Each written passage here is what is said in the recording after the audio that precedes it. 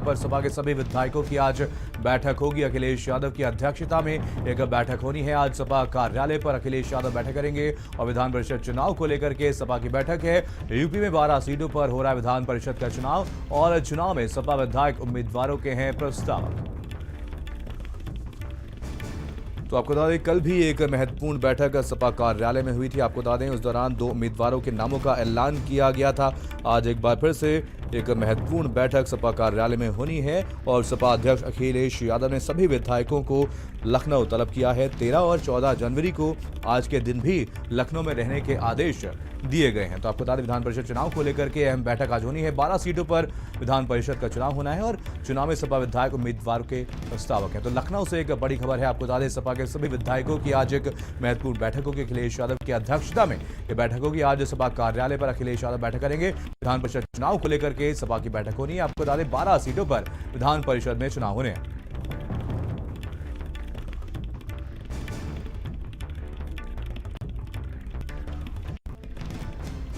सीमाब हमारे साथ हमारे संवाददाता इसी खबर पर जानकारी के साथ लाइव जुड़ गए हैं। सीमाब आपसे जानना चाहेंगे कल एक महत्वपूर्ण बैठक सपा अध्यक्ष अखिलेश यादव की तरफ से बुलाई गई थी जिसके बाद 2 उम्मीदवारों का नाम का ऐलान किया गया था। आज भी एक महत्वपूर्ण बैठक होने वाली है। आज की बैठक में क्या कुछ चर्चा की जाएगी?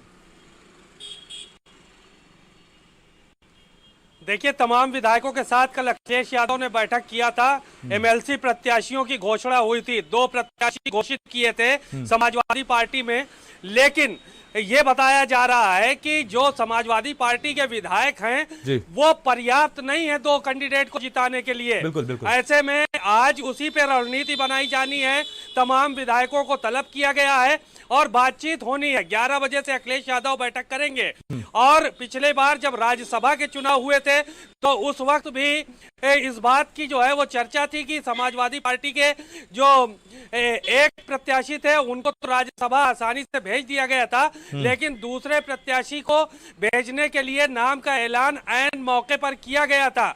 अब ऐसी सूरत में तमाम लोग ऐसे हैं जो कि बहुजन समाज पार्टी के जो तमाम विधायक थे वो समाजवादी पार्टी के संपर्क में थे, क्योंकि बसपा का जो मामला था वहां से उन्होंने एक तरह से बगावत कर दी थी। चाहे वो असलम रायनी रहे हो, असलम चौधरी रहे हो या 4 अन्य विधायक रहे हो, उन्होंने बगावत कर दी थी बहुजन समाज पार्टी से और समाजवादी पार्टी के खेमे में कहीं ना कहीं खड़े नजर आए थे।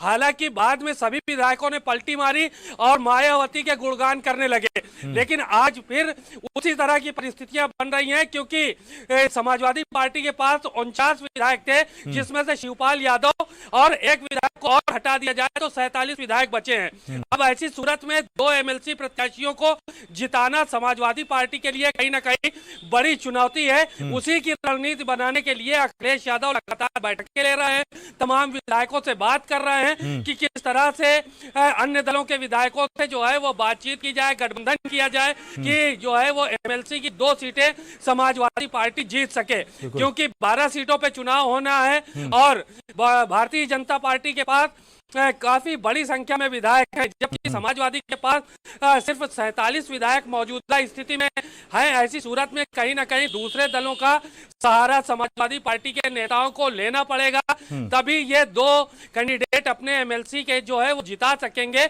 नहीं तो ये जीत जो है वो कहीं ना कहीं मुश्किल होगी। तो ऐसी सूरत में लगातार जो है वो बैठकों का दौर चल रहा है। कल भी बैठक हुई थी, तमाम विधायकों के साथ बैठक किया था, प्रत्याशियों की घोषणा की गई थी और आज भी उसी सिलसिले से बैठक है। दूसरी अहम बात यह है कि 2022 की चुनावी रणनीति बनाने को लेकर भी तैयारियां शुरू हो गई हैं। अखिलेश यादव ने चित्रकूट से चुनावी शंखनाद कर दिया है। मंदिर में उन्होंने पहले परिक्रमा की और उसके बाद तमाम जिलों का जो है वो उन्होंने दौरा किया, चाहे कानपुर रहा हो, फतेहपुर रहा हो, बांदा रहा हो। तो इस तरह से तमाम जगहों पे वो होते हुए पब्लिक की उन्होंने नब्ज टटोली है। अब ऐसी सूरत में जब एक गठबंधन भी बन गया है, ओवैसी भी आ गए हैं और राजभर भी आ गए हैं उसी गठबंधन में, तो अब ये कहीं ना कहीं जो है वो इस पे रणनीति बनाई जा रही है कि किस तरह से 2022 फतेह करना है, 2022 में समाजवादी पार्टी की सरकार कैसे बनानी है। तमाम विधायकों के साथ इन्हीं सब मुद्दों को लेकर चर्चा हो रही है मनीष, और आगे आने वाले समय में ये जो रणनीति है उसी पर अमल किया जाएगा, क्योंकि समाजवादी पार्टी के जो विधायक थे कल उन्होंने साफ किया था कि जैसा अखिलेश यादव रणनीति बनाएंगे उस उसी आधार पे हम लोग काम करेंगे, लोगों के बीच में जाएंगे और एमएलसी चुनाव को लेकर भी अखिलेश यादव का फैसला ही सर्वमान्य होगा कि किस तरह से एमएलसी के चुनावों में अपने प्रत्याशियों को जीत दिलानी है। मनीष, बिल्कुल सिमाम, यहाँ पर अगर बात की जाए एमएलसी चुनाव की तो यहाँ पर सपा की तरफ से 2 उम्मीदवारों के नाम का ऐलान किया गया है। अंक गणित की अगर बात की जाए तो एक सीट पर तो आसानी से जीत हासिल कर सकती है सपा, लेकिन दूसरी सीट के लिए आज क्या कुछ मंथन किया जाएगा और क्या निर्दलीयों से संपर्क किया गया है, छोटे दलों से संपर्क किया गया है सपा द्वारा?